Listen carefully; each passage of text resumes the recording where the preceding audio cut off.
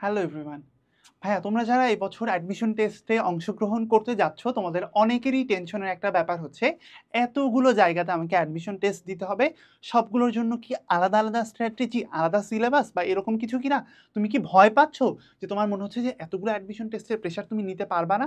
তাহলে এই ভিডিওটা পার্টিকুলারলি তোমার জন্য। কারণ আমরা এই ভিডিওতে বলবো যে তুমি একই সাথে কিভাবে সবগুলো ইউনিভার্সিটির জন্য পড়াশোনা করতে পারো, সেটা নিয়ে আসো আমরা কথা বলতে স্টার্ট করি। সবার আগে তুমি যে জিনিসটা করবা, আমি তোমাকে একটা জিনিস নিয়ে আগে অ্যাসুরেন্স দিই, সেটা হচ্ছে মোটামুটি সব ইউনিভার্সিটির সিলেবাস কাছাকাছি। এমন কিছু না, একদম আউট অফ দ্য বক্স কিছু আসবে না যেটা হচ্ছে মনে করো ঢাবিতে নাই, রাবিতে আছে, এরকম তোমার ভয় পাওয়ার কিছু নাই। তুমি যদি একটার প্রিপারেশন না আরেকটার প্রিপারেশনে তুমি অনেকটুকু আগায় থাকবা। স্লাইড ডিফারেন্স থাকতে পারে, তোমার স্ট্র্যাটেজিতে সামান্য কিছু পরিবর্তন হতে পারে, কিন্তু ওভারঅল জিনিসটা কোয়াইট সিমিলার। এখন আসো বলি, সবার আগে তুমি যে জিনিসটা করবা, তুমি টার্গেট ঠিক করো যে তুমি ঢাবিতে পরীক্ষা দিবা, তুমি রাবিতে পরীক্ষা দিবা। ধরো আমি তোমাকে তিনটা ফিক্স করে দিলাম, বা তুমি জাবিতে পরীক্ষা দিবা। এই তিনটা তুমি নাও আগে সিলেবাসটা নিয়ে তুমি সিলেবাসের তুলনা করো। তুলনা করে তুমি মিল কোথায় আছে এবং অমিল কোথায় আছে সেই জিনিসটা সবার আগে আইডেন্টিফাই করবা। সবার আগে আইডেন্টিফাই করা যখন তোমার হয়ে যাবে, তখন তুমি ফিক্স করবা যে এর মধ্যে কমন টপিক কোনটা। কমন টপিক কোনটা মনে করো, যেটা ঢাবিতেও আসে, যেটা রাবিতেও আসে, যেটা জাবিতেও আসে, সবখানে যে টপিক থেকে প্রশ্ন আসে সেই টপিকগুলো তুমি সবার আগে শেষ করবা। তারপরে হচ্ছে তুমি ঠিক করবা কি, তোমার বিষয়ভিত্তিক প্রাধান্য নির্বাচন করবা। বিষয়ভিত্তিক প্রাধান্য কেমন? মনে করো তোমার জিকেতে দুর্বলতা অনেক, তাহলে তুমি জিকে নিয়ে একটু বেশি পড়বা।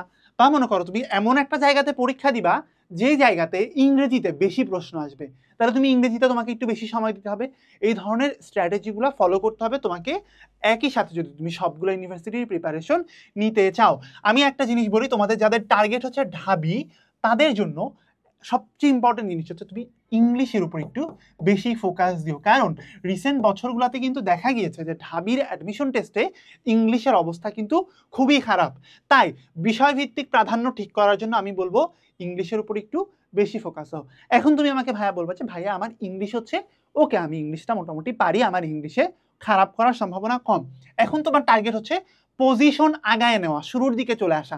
সেটার জন্য তোমার হচ্ছে তুমি জিকেতে একটু ফোকাস দাও। জিকে কিন্তু আমার কাছে যেটা মনে হয়, পূর্ববর্তী বছরগুলোতে দেখেছি যে জিকের মাধ্যমে পজিশন অনেক ওলট পালট হয়। বাংলা ইংরেজিতে প্রচুর মানুষ পাস ফেল করে বসে, কিন্তু জিকেতে কিন্তু খুব কম মানুষই মোটামুটি ফেল করে। মানে আমি বেশিরভাগ সময় দেখি যে জিকেতে পাশের হারটা একটু বেশি থাকে নাম্বারের কনফিডেন্স লেভেল থেকে। তো সেই জায়গাতে বিষয়ভিত্তিক প্রাধান্যর জন্য সবার আগে হচ্ছে ইংলিশের উপর একটু বেশি ফোকাস দিও, যে কোনো ইউনিভার্সিটির জন্য আমি বলবো। পরেরটা দেখো, পূর্ববর্তী বছরের প্রশ্ন বিশ্লেষণ করা। পূর্ববর্তী বছরের প্রশ্ন মানে কি, তুমি মনে করো তুমি পরীক্ষা দিবা জাবিতে, তুমি ঢাবির প্রশ্ন বিশ্লেষণ করবা। হ্যাঁ, তুমি ঢাবির প্রশ্ন বিশ্লেষণ করবা, তোমাকে করতে হবে। তারপরে তুমি কিন্তু অবশ্যই জাবির প্রশ্নটা একবার দেখে যাবা। তাই তুমি যখন যেই ভার্সিটিতে পরীক্ষা দিতে চাচ্ছ, তোমাকে সেই ভার্সিটির কোয়েশ্চেন প্যাটার্ন সম্পর্কে ধারণা রাখতে হবে। এই জন্য আইডিয়াল সিচুয়েশন কি, সব ইউনিভার্সিটির যে কোয়েশ্চেন আছে, কোয়েশ্চেনগুলো তুমি সলভ করবা। কোয়েশ্চেন ব্যাংক সব ভার্সিটি যেখানে যেখানে তুমি পরীক্ষা দিতে চাও সেগুলো সলভ করে ফেলো। এমন কিন্তু মাঝে মাঝে হয় যে এই প্রশ্ন 2 বছর আগে ঢাবিতে আসছিল, সে প্রশ্ন 2 বছর পরে যে চবিতে আসতেছে। 2 বছর আগে চবিতে আসছিল, সেটা এখন জাহাঙ্গীরনগর আসতেছে। এরকম ভাবে কিন্তু প্রশ্ন মাঝে মাঝে সোয়াপ করে। এই জন্য পূর্ববর্তী বছরের প্রশ্ন বিশ্লেষণ করাটা তোমার জন্য অত্যন্ত জরুরি। আরেকটা জিনিস হচ্ছে টাইম ম্যানেজ করা। যদি ভাইয়া তুমি টাইম ম্যানেজ করতে পারো, একটা হচ্ছে পরীক্ষার হলের টাইম ম্যানেজমেন্ট, আর একটা হচ্ছে যে তুমি একের পর এক ভার্সিটিতে অ্যাডমিশন টেস্ট দিবা, এটার জন্য কিন্তু তোমাকে টাইম ম্যানেজ করতে হবে। সবার আগে ধরো বিইউপিতে পরীক্ষা দিতে হবে, এরপর একে একে আসবে ঢাবি, এরকম নানান পরীক্ষা তোমাকে দিতে হবে। এটার জন্য তোমাকে একটা গোছানো প্ল্যান দরকার। সেটা একটা হচ্ছে তোমাকে পরীক্ষার হলেও টাইম ম্যানেজমেন্ট করা শিখতে হবে, আর একটা হচ্ছে একের পর এক এই যে পরীক্ষার ধকলটা, এটা নেওয়ার মতো সক্ষমতা তোমাকে অর্জন করতে হবে।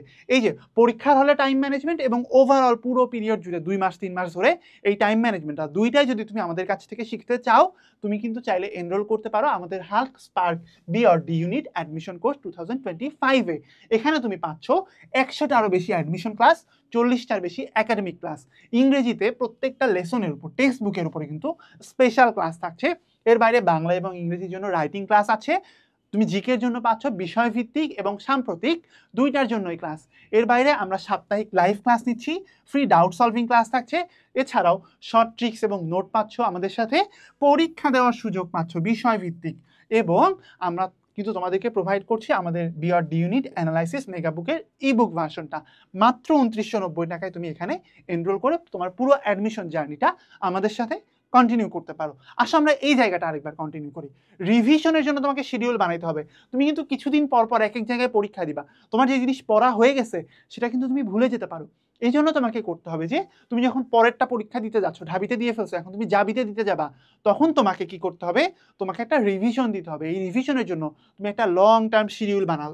তুমি মনে করো একটা লিস্ট বানাও যে প্রথম উইক 1-এ তুমি এই টপিক রিভিশন দিবা, উইক 2-তে তোমাকে এই টপিক রিভিশন দিতে হবে। এরকম একটা শিডিউল প্রত্যেক মাস ওয়াইজ বানায় ফেলো যে মাসের এই কয়টা দিন তুমি এখন রিভিশন দেওয়ার জন্য রাখতেছো। আর থ্রু আউট দ্য টাইম তুমি যে আমাদের সাথে কোর্সটা করতেছো, ধরো তুমি কিন্তু সব পড়া তুমি কয়েকদিন পর পর ভুলে যাচ্ছ।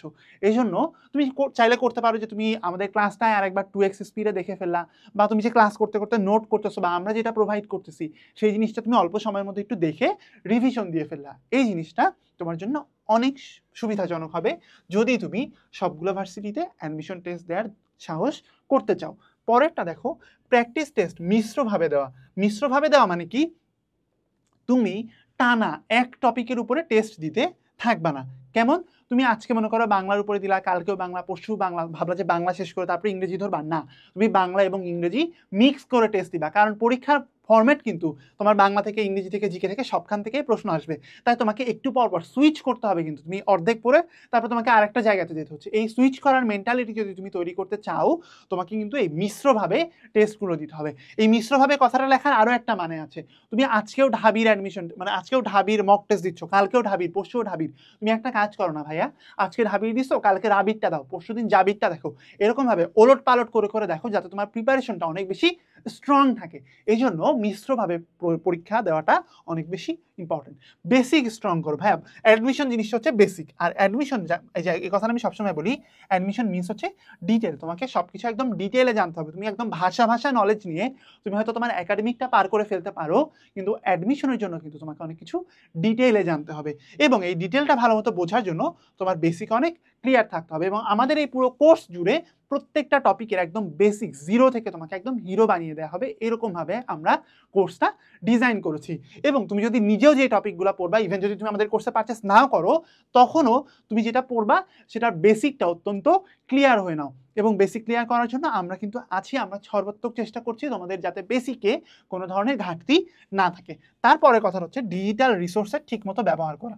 একের পর এক অ্যাডমিশন টেস্ট হবে, এই পরীক্ষাগুলোর প্যাটার্নগুলো ধরার জন্য তোমাকে কিন্তু অনলাইনে একটু চোখ রাখতে হবে। এবং দেখো, আমরা এত গাইডলাইন ভিডিও করছি বা আমাদের কোর্সে এত রিসোর্সেস আছে, এবং আমরা তোমাদেরকে নোট প্রোভাইড করছি, ইবুক প্রোভাইড করছি, সব কিছু মিলায় তোমার কিন্তু এখন অনলাইনে প্রচুর রিসোর্সেস। এই রিসোর্সগুলোকে ঠিকঠাক মতো ব্যবহার করা শিখো। এবং লাস্টের ব্যাপারটা হচ্ছে স্ট্রেস ম্যানেজমেন্ট। এটা নিয়ে আমাদের আলাদা ভিডিও আছে, তুমি একটু স্ট্রেস ম্যানেজমেন্ট হালকেনস্টাইন সার্চ করলেই পেয়ে যাবা। এখানে দেখো, স্ট্রেস ম্যানেজ করার জন্য তোমাকে কয়েকটা জিনিস করতে হবে। একটা হচ্ছে তোমার একটু বাবা মায়ের সাথে কথাবার্তা বলবা, টানা পড়াশোনা করবা না, একটু রেস্ট নিবা, বন্ধু বান্ধবদের সাথে একটু যোগাযোগ রাখো, অনলাইনে মাঝে একটু স্ক্রল করলা ধরো। এবং আরেকটা জিনিস কি, তোমাকে ঠিকঠাক মতো খাইতে হবে এবং ঠিকঠাক মতো ঘুমাইতে হবে। এই কাজগুলো যদি তুমি করো, তুমি যদি সবগুলো অ্যাডমিশন টেস্টে পরীক্ষা দাও, তোমার প্রিপারেশন যদি ঠিকঠাক মতো তুমি আদৌ নাও, তাহলে আমি তোমাকে বলতেছি যে এই জিনিসগুলো তোমাকে অনেক বেশি বেনিফিটেড করবে। তোমাদের জন্য অনেক শুভকামনা থাকছে। দেখা হবে কোন একটা ক্লাসে। ততক্ষণ পর্যন্ত সবাই ভালো থাকো, সুস্থ থাকো। আল্লাহ হাফেজ।